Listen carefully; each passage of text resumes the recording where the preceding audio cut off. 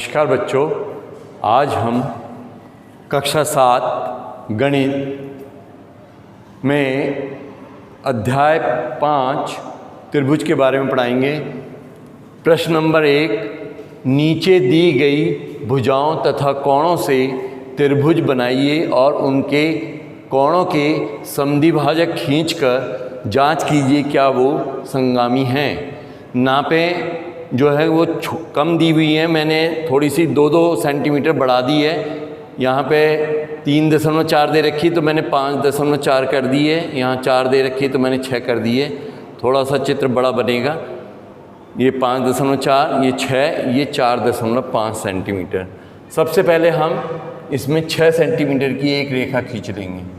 6 centimetre की एक रेखा हमने खींच ली, इसको नाम दे दिया AB। ठीक है। अब A पर प्रकार की नोक रखकर और 5.4 की दूरी भरकर एक चाप लगा लेंगे। प्रकार की नोक माना ये है और ये पेंसिल से हमने ये 5.4 की दूरी भरकर एक चाप लगा लिया। अब B से 4.5 सेंटीमीटर की दूरी भरकर एक चाप लगा लिया। इस दोनों चापों ने दोनों को जहाँ पर काटा उस बिंदु को नाम दे दिया C बिंदु और इनको इससे A से मिलाया और C को फिर B से मिलाया, तो ये आपका एक त्रिभुज बन गया ABC। अब इनके कोणों के हम समद्विभाजक करेंगे, तो कैसे करेंगे? यहाँ पे प्रकार की नोक रखी, 1.5 या 2 सेंटीमीटर की दूरी भरकर एक चाप लगा लिया। यहाँ पर फिर प्रकार की नोक रखकर इसके आधे से अधिक दूरी लेकर एक चाप लगाया। फिर प्रकार की नोक यहाँ पर रखी, ये इन दोनों चापों ने जहाँ पे काटा उसको और A बिंदु को मिलाती हुई रेखा खींच देंगे। ठीक है। यही काम बिल्कुल B से करेंगे हम। यहाँ पे प्रकार की नोक रखी और 1.5-2 सेंटीमीटर की दूरी भरकर एक चाप लगा लिया। अब यहाँ पे प्रकार की नोक रखकर इसके आधे से अधिक दूरी लेकर एक चाप ये लगाया और उसी दूरी से फिर यहाँ पे रखकर एक चाप लगाया। इन दोनों ने जहाँ पे काटा उसको और B बिंदु को मिलाती हुई रेखा खींच देंगे। ये अब यही काम हमने C बिंदु पर किया। इस पे एक चाप खींचा, ये इसने जहाँ पे काटा इन दोनों के आधे से अधिक दूरी लेकर एक चाप ये लगाया और एक चाप ये लगाया।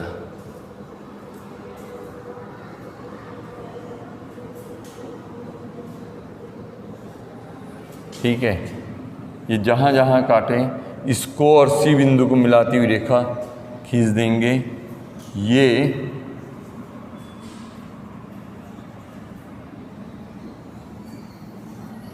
O बिंदु से ही होकर जाएगी। ये तीनों संगामी हैं, एक ही बिंदु O बिंदु से होकर जाएंगी। हमने तीनों कोणों का अर्धक किया और जब इनको मिलाया तो ये एक बिंदु O बिंदु से होकर जा रही हैं। तो इनके समद्विभाजक जो हैं वो जांच करने पर पता चला कि वो संगामी हैं। संगामी का मतलब एक ही बिंदु से होकर जा रहे हैं। ऐसे ही अगला सवाल है, भुजाएं मैंने थोड़ी सी बढ़ा दी हैं। बुक में जो है 4.6 दे रखी, मैंने 6.6 और यहाँ पे 3.5 दे रखी तो मैंने 5.5 2-2 सेंटीमीटर बढ़ा दी जिससे चित्र बड़ा बने। अब हम सबसे पहले 6.6 की एक रेखा खींच लेंगे। 6.6 सेंटीमीटर की एक रेखा खींच ली हमने। ठीक है। इसको नाम दे दिया AB। अब इन दोनों भुजाओं के बीच में कोण कितने का है? 120 का है। तो 120 का कोण बनाएंगे। प्रकार में और पेंसिल में 1.5 या 2 सेंटीमीटर की दूरी भरकर एक चाप लगाया। पहला कट लगाएंगे इससे तो 60 डिग्री का कोण आएगा। दूसरा कट लगाएंगे तो 120 का आएगा और फिर इसका आधा करेंगे तो ये 90 डिग्री का कोण हमें जो है 120 का बनाना है। तो इसको और इसको मिलाती हुई रेखा खींच देंगे। 120 का बनाना है, 90 का नहीं बनाना है। 120 का कोण बना ठीक है। अब हम इसको इसमें से 5.5 की रेखा काट लेंगे। ये काट ली, इसको नाम दे दिया C। इसको और इसको मिलाती हुई रेखा खींच देंगे।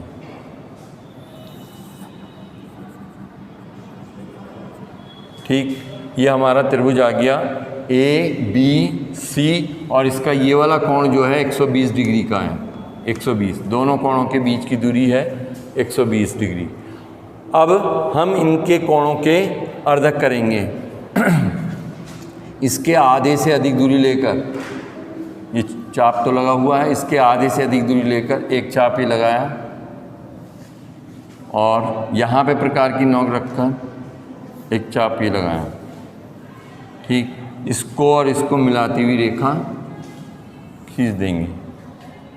अब इस कोण का अर्धक करेंगे।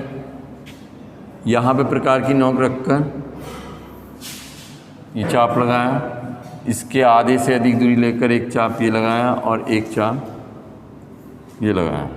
इसको और इसको मिलाती हुई रेखा खींच देंगे।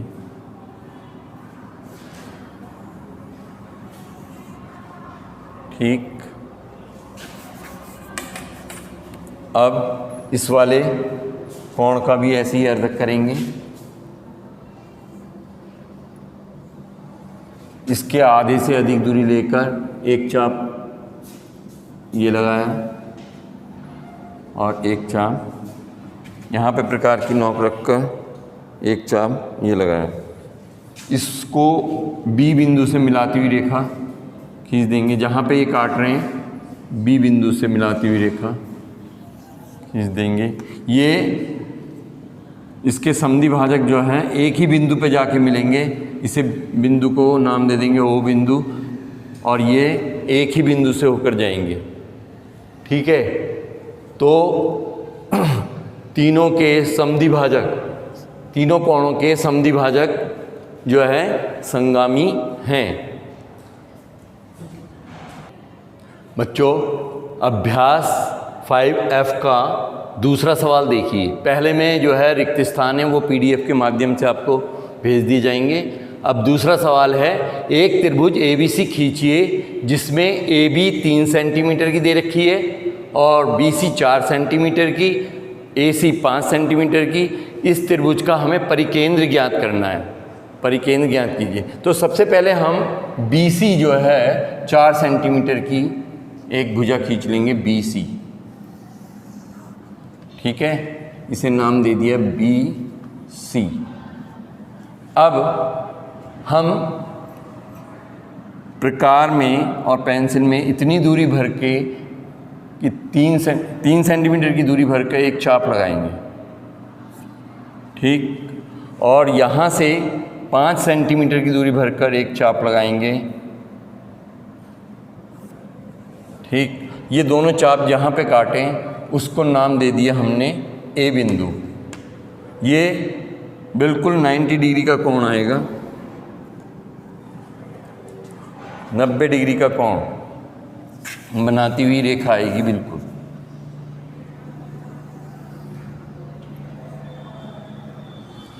अब इसका हमें परिकेंद्र ज्ञात करना है। तो परिकेंद्र ज्ञात करने के लिए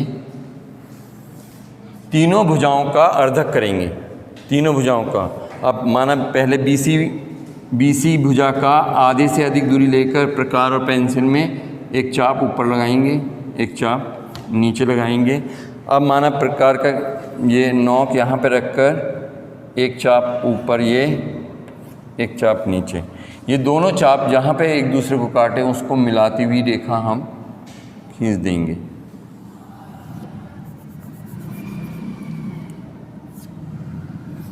ठीक, इसका अर्धक हो गया। अब इस वाले भुजा का अर्धक करेंगे, AB भुजा का अर्धक करेंगे। इसके आधे से अधिक दूरी लेकर एक चाप ये इधर लगाया और एक चाप ये लगाया। अब प्रकार की नोक यहाँ पर रखकर उसी दूरी से एक चाप ये लगाएंगे, एक चाप ये लगाएंगे। ये दोनों चाप जहाँ पे एक दूसरे को काटें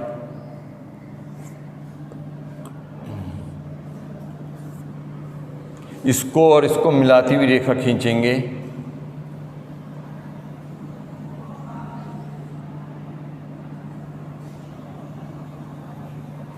तो ये बिल्कुल कर्ण पे आएगी। अब तीसरी भुजा का भी अर्धक करेंगे तो ये इसी बिंदु से होकर गुजरेगी,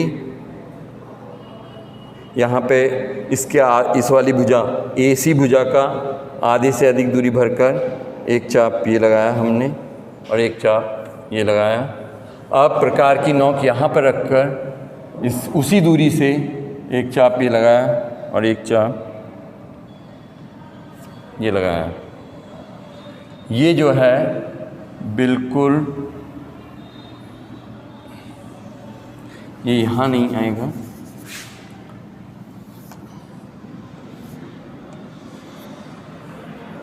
ये इसी बिंदु से होकर गुजरेगा। इसका नाम दे दिया हमने O बिंदु। ये तीनों एक ही बिंदु से होकर जाएंगी, ये इसका परिकेंद्र होगा। ये एक समकोण त्रिभुज आया और इसका परिकेंद्र ठीक कर्ण वाली भुजा पे होगा। कर्ण भुजा कौन सी है इसकी? 90 के सामने वाली भुजा कर्ण भुजा होती है और AC इसकी कर्ण भुजा है, इस पर ही ये परिकेंद्र आएगा। ठीक। एक तीसरा सवाल है, एक अधिक कोण त्रिभुज ABC बनाइए जिसका कोण B अधिक कोण हो, इस त्रिभुज का परिकेंद्र ज्ञात कीजिए। अब हम एक अधिक कोण बनाएंगे, इसमें हम BC भुजा नीचे रख रहे हैं,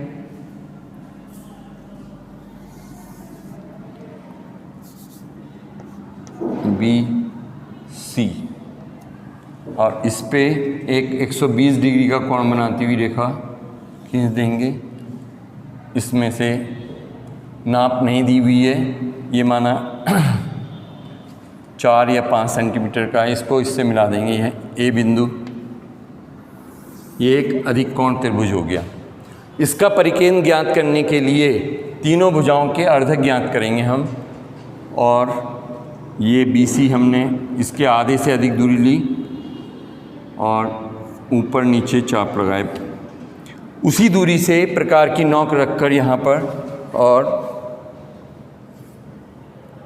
ऊपर नीचे चाप लगाए। दोनों चापों ने जहाँ पर एक दूसरे को काटा उसको मिलाती हुई हम रेखा खींच देंगे।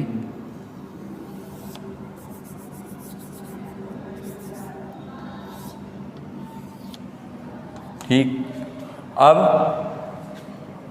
इस वाली भुजा का अर्धक करेंगे, AB भुजा का। इसके आधे से अधिक दूरी लेकर एक चाप ये लगाया, एक चाप ऊपर लगाया। ठीक। अब उसी दूरी से यहाँ पे प्रकार की नोक रखकर एक कट इधर लगाया और एक कट इधर लगाया। इसको और इसको मिलाती हुई रेखा खींच देंगे। ठीक।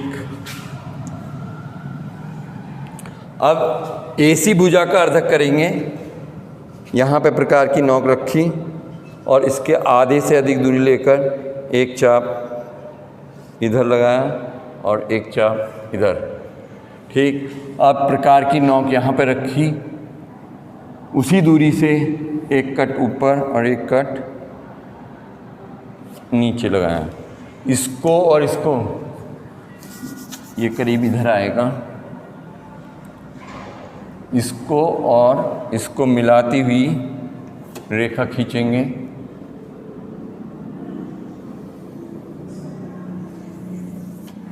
ये तीनों एक ही बिंदु पर जाके मिलेंगे, O बिंदु। और अधिक कोण का हमेशा परिकेंद्र जो है त्रिभुज के बाहर होता है, बाह्य क्षेत्र में होता है। त्रिभुज का हमेशा परिकेंद्र कर्ण वाली भुजा पर आएगा और अधिक कोण त्रिभुज का परिकेंद्र बाह्य क्षेत्र में आएगा। अगर यही न्यून कोण त्रिभुज होता, यानी कि सारे कोण न्यून कोण होते, तो उसका जो परिकेंद्र है वो त्रिभुज के अंदर आएगा। ठीक है, ये ध्यान रखिए। समकोण त्रिभुज का परिकेंद्र कर्ण वाली भुजा पर आता है और अधिक कोण का परिकेंद्र बाह्य क्षेत्र में, त्रिभुज के बाह्य क्षेत्र में आएगा, और न्यून कोण का अंतः क्षेत्र में अंदर की तरफ आएगा। अब जो क्वेश्चन मैंने नहीं कराए हैं वो PDF के माध्यम से आपको भेज दिए जाएंगे। धन्यवाद।